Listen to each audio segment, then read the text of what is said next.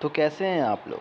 इस वीडियो में देखने वाले हैं रेस्पिरेटरी डिसऑर्डर्स के बारे में। ओके, इसमें हम बात करेंगे अस्थमा के बारे में, ब्रोंकाइटिस के बारे में, एम्फिसेमा के बारे में, ऑक्यूपेशनल रेस्पिरेटरी डिसऑर्डर्स के बारे में, और लास्ट में हम बात करेंगे राइनिटिस के बारे में।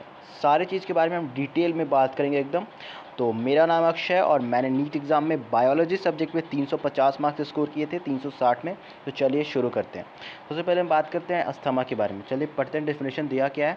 Asthma is a difficulty in breathing causing wheezing due to inflammation of bronchi and bronchioles. देखिए, इसमें क्या होता है, जो ब्रोंकाइज होता है और जो ब्रोंक्यूल होता है उसके अंदर इन्फ्लामेशन हो जाता है। और इन्फ्लामेशन अब होता है क्या, देखिए इन्फ्लामेशन क्या होता है, सूजन भी होगा और प्लस आपको जलन भी होगा। अगर सूजन और जलन दोनों साथ में हो रहा है तो उसे हम बोलते हैं इन्फ्लामेशन। इन्फ्लामेशन एक इम्यून रिस्पॉन्स होता है, ठीक है। देखिए इसमें क्या होता है, इन्फ्लामेशन होता है किसका, ब्रोंकाई और ब्रोंक्यूल्स का, जिसके कारण क्या होता है, आपको ब्रीदिंग में डिफिकल्टी होता है और एक वीजिंग साउंड भी प्रोड्यूस होता है। वीजिंग साउंड कैसा होता है, देखिए ऐसा होता है वीजिंग साउंड,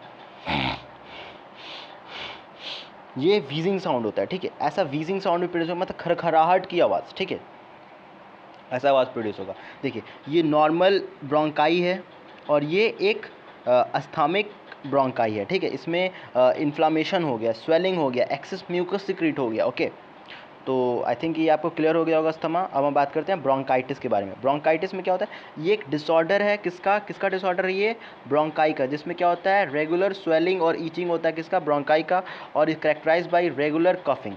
देखिए अस्थमा भी ब्रोंकाई का डिसऑर्डर था, ब्रोंकाइटिस भी ब्रोंकाई का डिसऑर्डर है, बट इसमें डिफरेंस क्या है कि अस्थमा में क्या होता था, उसमें आपको इन्फ्लामेशन हो जा रहा है, इसमें क्या होगा, स्वेलिंग और ईचिंग होगा, बस स्वेलिंग और ईचिंग होगा। उसमें इन्फ्लामेशन मतलब सूजन, और स्वेलिंग मतलब सूजन, और आपको उसमें जलन भी हो रहा था। पर इसमें ब्रोंकाइटिस में क्या होगा, जलन नहीं होगा, इसमें जलन की जगह क्या होगा, ईचिंग होगा। ओके, इसमें रेगुलर कफिंग भी होगा, और क्या होगा इसमें, और रेगुलर कफिंग के साथ आपको इन्फ्लामेशन हो जाएगा। देखिए जैसे ये नॉर्मल ये ब्रोंकाई है और ये एक ब्रोंकाइटिस वाला ब्रोंकाई है, ठीक है। तो इसमें क्या हो गया, स्वेलिंग हो गया और इचिंग भी हो रहा है, ठीक है, और रेगुलर कफिंग होगा। उसमें क्या हो रहा था, वीजिंग साउंड प्रोड्यूस हो रहा है, किसमें, अस्थमा में, पर इसमें वीजिंग साउंड प्रोड्यूस नहीं होगा, ठीक है। तो हम बात करते हैं एम्फिसीमा के बारे में। एम्फिसीमा के बारे में देखते हैं।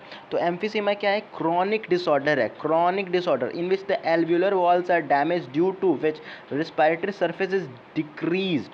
One of the major cause of this is cigarette smoking.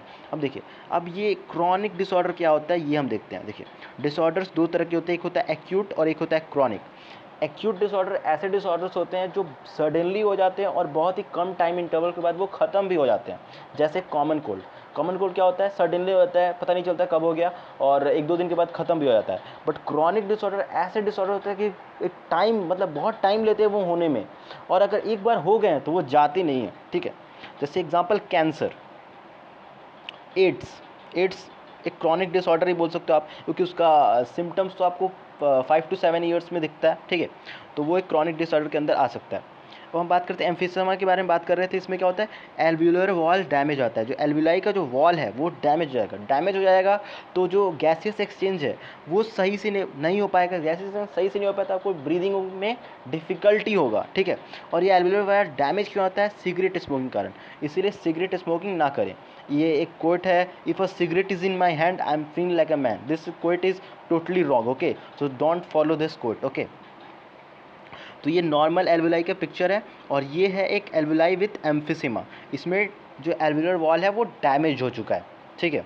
चलिए हम बात करते हैं ऑक्यूपेशनल रिस्पिरेटरी डिसऑर्डर, ऐसे रिस्पिरेटरी डिसऑर्डर जो आपके ऑक्यूपेशन यानी पेशा के कारण होते हैं, ठीक है। देखिए इसमें क्या होता है, in certain industries specially those involving grinding or stone breaking, so much dust is produced that the defense mechanism of the body cannot fully cope up with the situation. Long exposure can give rise to inflammation leading to fibrosis, proliferation of the fibrous tissue, and thus causing serious lung damage. Working in such industries should wear protective masks. Okay. देखिए इसमें क्या होता है, जैसे कुछ industry होता है जहाँ पे ग्राइंडिंग का वर्क होता है, जहाँ पे कुछ स्टोन को तोड़ना पड़ता है, जैसे ग्लास इंडस्ट्रीज़ हो गया जहाँ पे ग्लास का ब्रेकिंग होता है, ठीक है।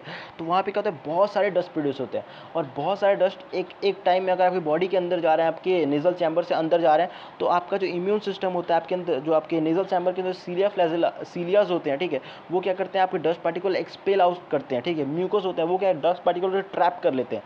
तो अगर कम क्वांटिटी में डस्ट अंदर जा रहा है तो वो अपना काम कर लेंगे। अगर ज़्यादा क्वांटिटी में हो रहा है तो इम्यून सिस्टम बोलेगा भाई अब मुझसे नहीं होने वाला है, अब तो अपना दूसरा इलाज खोजो, ठीक है। तो वो जब ज़्यादा अमाउंट हो जाता है तब वो हमारा बॉडी जो होता है उसको कोप अप नहीं कर पाता है उसको, जिससे हमको ऑक्यूपेशनल रिस्पायरेटरी डिसऑर्डर्स हो जाते हैं, जिसके अंदर फाइब्रोसिस भी आता है। फाइब्रोसिस मतलब जो हमारा फाइब्रस टिश्यू है लंग्स का, तो उसका पॉलिफरेशन हो जाता है, ठीक है। अगर कुछ कंडीशन में हमें सीरियस लंग्स डैमेज भी हो सकता है, ठीक है। तो वैसे इंडस्ट्री में जो वर्कर होते हैं उसे हम प्रोटेक्टिव मास्क देते हैं, जो पहन के वो यूज़ करते हैं ताकि जो डस्ट है वो उनके बॉडी के अंदर कम से कम जाए, ठीक है। देखिए यहाँ पे एक वर्कर है, ये पहले अमेरिकन हुआ करता था, ग्राइंडिंग इंडस्ट्री में जाने के बाद अफ्रीकन हो गया है, ठीक है।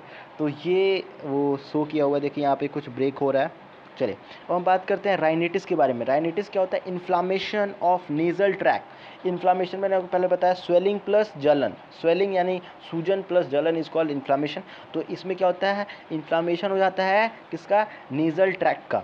जैसे ये नेजल ट्रैक है, यहाँ पे इन्फ्लामेशन हो जाएगा, जिसके कारण ब्रीदिंग में प्रॉब्लम हो जाएगा, रेड एंड इची वाटरी आइज़, आँख जो होगा वो लाल लाल हो जाएगा, स्नीजिंग होगा, आदमी छींकेगा, रनिंग नोज, नाक एकदम बहेगा इसमें राइनिटिस में, ठीक है। और इन्फ्लामेशन हो जाता है नेजल ट्रैक्ट का, ठीक है। तो ये राइनिटिस है। आई थिंक आपको ये वीडियो अच्छा लगा होगा। अगर अच्छा लगा है तो वीडियो को लाइक करें, शेयर करें, चैनल को सब्सक्राइब नहीं किया तो सब्सक्राइब करें। वीडियो बनाने में बहुत मेहनत लगता है, तो सपोर्ट करें। Okay, thank you.